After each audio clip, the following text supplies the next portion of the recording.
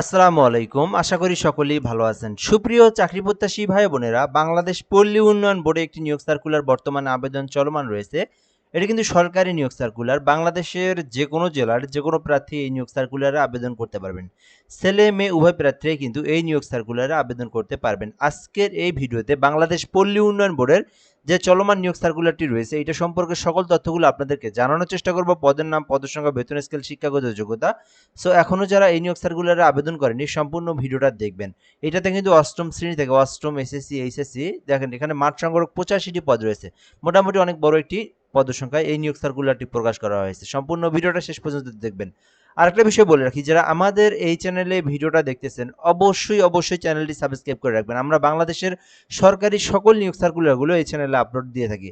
এছাড়াও আমাদের Facebook page job plus BD থেকে যারা ভিডিওটা দেখতেছেন অবশ্যই পেজটি ফলো দিয়ে রাখবেন, লাইক কমেন্ট করবেন, তাহলে পরবর্তী যে ভিডিওগুলো আমরা সার্কুলার দেব সেগুলো কিন্তু আপনার সামনে চলে আসবে। আপনি বাংলাদেশের সকল নিয়োগ সার্কুলার আপনি আমাদের মাধ্যমেই ইউটিউব এবং ফেসবুকের মাধ্যমে জানতে পারবেন। তো যে যেখান থেকে দেখতেছেন অবশ্যই যুক্ত থাকবেন আমাদের সঙ্গে।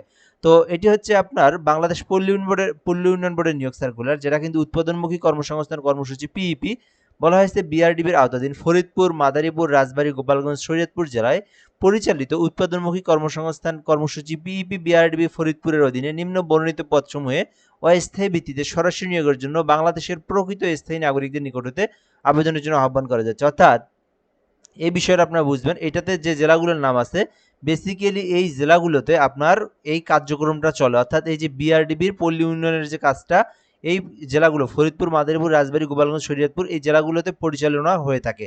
এবং এটিতে বলা হয়েছে বাংলাদেশের প্রকৃত স্থায়ী নাগরিক অর্থাৎ বাংলাদেশের 64 জেলার যে কোনো প্রার্থী, ছেলে মেয়ে উভয় প্রার্থীরা আবেদন করতে পারবেন। এবং আবেদনটা কিন্তু অবশ্যই সুন্দরভাবে নির্ভুলভাবে করতে হবে। কিভাবে করতে হবে এই বিষয়টা আমি আপনাদেরকে এই ভিডিওর মাধ্যমে শেষের দিকে দেখাই দেবো।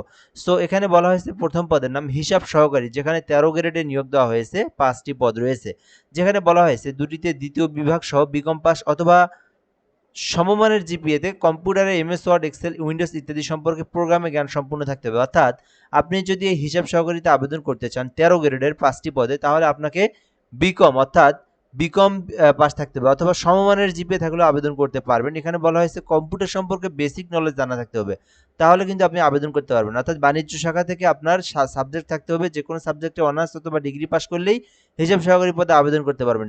এরপরে রয়েছে 2 নম্বরে মাঠ সংগঠক, যেখানে কিন্তু 85টি পদ রয়েছে স্নাতক পাশে। অর্থাৎ এই মাঠ সংগঠনে আবেদন করতে চাইলে করতে পারেন। এটি কিন্তু 14 গ্রেডে নিয়োগ দেওয়া হবে। বাংলাদেশের যে কেউ আবেদন করতে পারবেন, ছেলে মেয়ে উভয় প্রার্থীরাই। এখানে স্নাতক ডিগ্রি অর্থাৎ অনার্স পাস করে আবেদন করতে পারবেন। আবার আপনি যদি ডিগ্রি পাস করেন তবুও কিন্তু আপনি মাঠ সংগঠক পদে আবেদন করতে পারবেন। 3 নম্বর পদের নাম নিম্নমান সহকারী কাম মুদ্রাক্ষরিক এলডিএ। এটাতে কিন্তু নিয়োগ সার্কুলার প্রকাশ করা হয়েছে, যেখানে 7টি পদ রয়েছে। এখানে বলা হয়েছে কমপক্ষে এইচএসসি পাস। এখানে বলা হয়েছে যে কম্পিউটারে এমএস ওয়ার্ড, এক্সেল সম্পর্কে বেসিক নলেজ জানা থাকতে হবে। অর্থাৎ আপনি যদি এই নিম্নমান সহকারী মুদ্রাক্ষরিক এলডিএ কাম কম্পিউটার এইটাতে আবেদন করতে চান 16 গ্রেডের, তাহলে আপনাকে শুধুমাত্র উচ্চ মাধ্যমিক এইচএসসি পাস থাকতে হবে এবং কম্পিউটার সম্পর্কে বেসিক নলেজ এবং আপনাকে টাইপিং জানা থাকতে হবে, তাহলে আবেদন করতে পারবেন। এছাড়াও এখানে কিন্তু গাড়ি চালক পদ রয়েছে 2টি, যেখানে শুধুমাত্র বৈধ একটি ড্রাইভিং লাইসেন্স এবং আপনি অষ্টম শ্রেণী পাস থাকলে আবেদন করতে পারবেন। এছাড়াও কিন্তু অফিস সহায়ক পদ রয়েছে 10টি পদ রয়েছে। জাস্ট অষ্টম শ্রেণী পাস করছেন যারা, তারা কিন্তু অফিস সহায়ক এই পদে আবেদন করতে পারবেন। এছাড়াও ক্লিনার পদ রয়েছে, যেখানে শুধুমাত্র অষ্টম শ্রেণী পাস করেই ক্লিনার পদে আবেদন করতে পারবেন। তো এই নিয়োগ সার্কুলারে আপনার শিক্ষাগত যোগ্যতা অনুযায়ী আপনি যে পদে চান আবেদন করতে পারবেন। সেটা আপনার ব্যক্তিগত বিষয় কোন পদে আপনি আবেদন করবেন। এখন আবেদন করতে আপনার বয়সটা কিন্তু 18 হতে 32 বছর পর্যন্ত সরকারের সর্বশেষ নীতিমালা অনুযায়ী বয়স থাকতে হবে, তাহলে আবেদন করতে পারবেন। এবং এই আবেদনটা কিন্তু অনলাইনে না, এই আবেদনটা করতে চাইলে অফলাইনে করতে হবে। অর্থাৎ আপনাকে ডাক যোগাযোগে কুরিয়ারের মাধ্যমে সরাসরি যে কোনোভাবে আপনি পাঠিয়ে দিতে পারেন আপনার কিছু ডকুমেন্ট। তো কোন কোন ডকুমেন্ট লাগবে, কীভাবে পাঠাবেন সেটা আমি আপনাদেরকে বলে দিচ্ছি। সো প্রথমে আপনাদেরকে যে কাজটা করতে হবে, আপনাকে একটা জীবন বৃত্তান্ত সাজাতে হবে। অর্থাৎ আপনার একটা সিভি যেটাকে আমরা বলি, একটা জীবন বৃত্তান্ত আপনাকে লিখতে হবে। তো এটা কই পাবেন? আগ্রহী প্রার্থীকে আবেদনপত্রে একটা আবেদনপত্র লিখতে হবে জীবন বৃত্তান্ত, যেখানে প্রথমে আপনার প্রার্থীর নাম থাকবে। আপনার একটা A4 পেজ নেবেন। সো এই A4 পেজে কিন্তু আপনার এখানে প্রথমে কি লিখতে হবে, আপনার জীবন বৃত্তান্তটা লিখতে হবে। তো এখানে প্রথমে আপনার এখানে যেগুলো দেওয়া আছে, যেমন প্রার্থীর নাম, তারপরে হচ্ছে পিতামাতার নাম, তারপর এখানে কি দেওয়া রয়েছে, এই যে মাতার নাম জাতীয় পরিচয়পত্র, মাতার নাম জাতীয় পরিচয়পত্র, দেন আপনার এখান থেকে এই যে এটা দেখে থেকে আপনারা কাজ করবেন। বর্তমান ঠিকানা, এই যে বর্তমান ঠিকানাটা দিলেন, এরপরে রয়েছে জন্ম তারিখ, তারপর জন্ম তারিখ দিলেন, জাতীয়তা বাংলাদেশী দিলেন, এরপরে বয়সটা আপনার জন্ম তারিখটা দিলেন, বয়সটা বের করে আপনি দিয়ে দিলেন। শিক্ষাগত যোগ্যতা, এখানে আপনি এইভাবে শিক্ষাগত যোগ্যতার একটা ছক আঁকাবেন। এখান থেকে আপনি এই যে এইভাবে একটা শিক্ষাগত যোগ্যতা আপনি ছক আঁকাবেন। আপনি যতদূর যোগ্যতা রয়েছে এসএসসি, এইচএসসি, অনার্স, সেই কটা ঘর আঁকাবেন। এইরকম করে আপনি দিবেন। দেওয়ার পরে এখানে আপনি এসএসসি, এইচএসসি, অনার্স এখানে আপনি দিতে পারেন, এসএসসি, এইচএসসি, অনার্স। সো এখানে আপনি আপনার বোর্ড, তারপরে আপনার হচ্ছে জিপিএ লিখলেন। এইভাবে আপনি এটা সাজাবেন।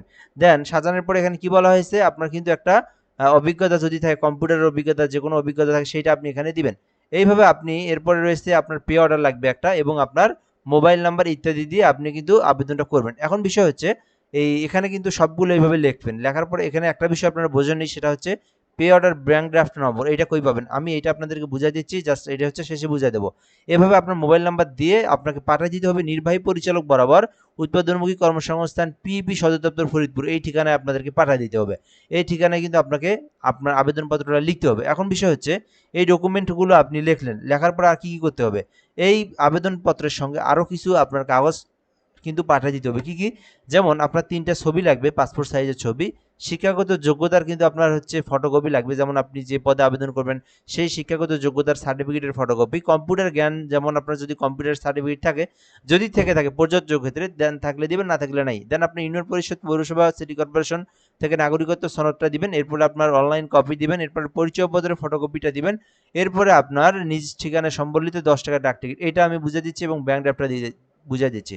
তো এই যে কাগজগুলো ফটোকপি করবেন, এবং এই যে আপনার আবেদনপত্রটা সবগুলো এক জায়গায় করলেন। হ্যাঁ, এক জায়গায় করার পরে আপনারা কি করবেন, আপনাদের এই কাজগুলো আপনারা করার পরে আপনাদেরকে কিন্তু ব্যাংকে যাইতে হবে। ব্যাংকে যেয়ে আপনাকে কিন্তু টাকা একটা পে অর্ডার করতে হবে। দেখেন এখানে একটা বিষয় বলা হয়েছে, কেউ যদি 1 থেকে 4 নম্বর কর্মীকের মধ্যে আবেদন করে তাকে 100 টাকা, এবং কেউ যদি 5 নম্বর থেকে 6 নম্বর কর্মীকের মধ্যে আবেদন করে তাকে 50 টাকা। তো আপনি এই যে এখানকার মধ্যে 1 থেকে 4 এর মধ্যে আবেদন করলে, 1 থেকে 4 এর মধ্যে আবেদন করলে 100, এবং এই দুটাতে আবেদন করলে 50 টাকা দিতে হবে।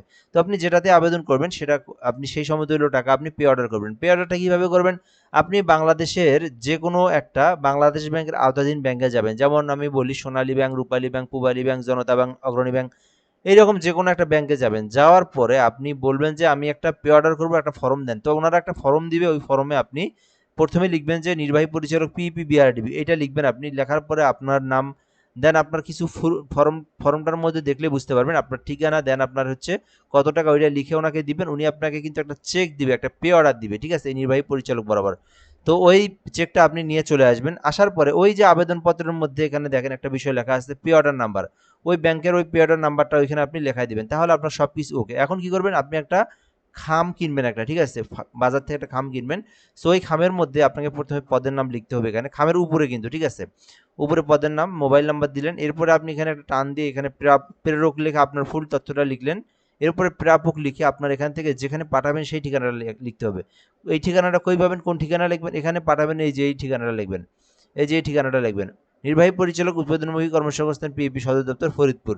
এই ঠিকানায় পাঠিয়ে দিবেন, ঠিক আছে। সো তাহলে কিন্তু এখানে আরও একটা ঠিকানা দেওয়া রয়েছে, আমি আপনাদেরকে দেখা দিচ্ছি একদম সুন্দরভাবে। এই ঠিকানাটা আপনারা লিখবেন, এই যে এই ঠিকানাটা, নির্বাহী পরিচালক, উৎপাদনমুখী কর্মসংস্থান, কর্মসূচি, পিইপি বিআরডিবি, এলজিডি ভবন, 3য় তলা, জেলা পরিষদ চত্বর, কমলাপুর, ফরিদপুর। এই ঠিকানাটা যদি আপনারা লেখেন তাহলে কিন্তু হয়ে যাবে। তো প্রাপকের জায়গায় এই ঠিকানাটা লিখে আপনারা কই যাবেন, আপনারা যে কোনো একটা কুরিয়ার সার্ভিসের জায়গায় যাবেন, অথবা আপনি ডাক যোগাযোগ, যেটাকে আমরা পোস্ট অফিস বলি, ওখানে যাবেন। আপনি নিজে যদি যাইতে পারেন ফরিদপুরের এই ঠিকানায় তবু হবে। আপনি যেভাবে কুরিয়ারের মাধ্যমে, ডাক যোগাযোগ হোক, যে কোনোভাবে আপনারা ওই গিয়ে এই খামটা আপনি ওখানে জমা দিবেন। কয় টাকা নেয় কুরিয়ার সার্ভিস চার্জ, সেইটা আপনারা দিয়ে দিবেন। এখানে 10 টাকার ডাক টিকিট আপনারা, ওইটা আপনার কুরিয়ার মানে আপনার পোস্ট অফিসে গেলেই পাবেন। 10 টাকার একটা ডাক টিকিট, মানে আপনার হচ্ছে ঠিকানার জন্য, আপনাকে যে জায়গায় পৌঁছায় দিবে, সো ওই জন্য একটা 10 টাকার ডাক টিকিট ওখানে আপনি অ্যাড করে দিবেন। এটা দিয়ে আপনি যদি কুরিয়ারের মাধ্যমে অথবা ডাক যোগাযোগে পাঠায় দেন তাহলে আপনার আবেদনটা সম্পূর্ণ হয়ে যাবে। ওনারা কিন্তু যথাসময়ে পৌঁছায় দিবে, এবং এই আবেদনটা 24 তারিখের মধ্যে আপনারা আবেদনটা করবেন, এবং এর আগে আপনারা পাঠিয়ে দিবেন। সো তাহলে আপনার আবেদনটা হয়ে যাবে। সো আশা করি আপনারা এই নিয়োগ সার্কুলার নিয়ে সকল ধরনের তথ্যগুলো জানতে পেরেছেন এই ভিডিওর মাধ্যমে।